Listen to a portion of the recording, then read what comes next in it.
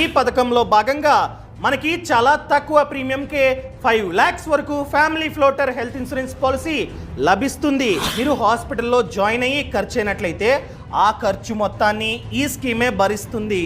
ఈ స్కీమ్ గురించే A to Z ఈ వీడియోలో చెప్పబోతున్నా.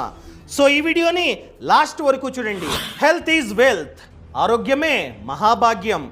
మనం కనుక ఏదైనా కారణం చేత హాస్పిటల్లో అడ్మిట్లు అయ్యి మనకి ఫ్రీగా ట్రీట్మెంట్ కావాలంటే ఈ పథకం మీకోసమే.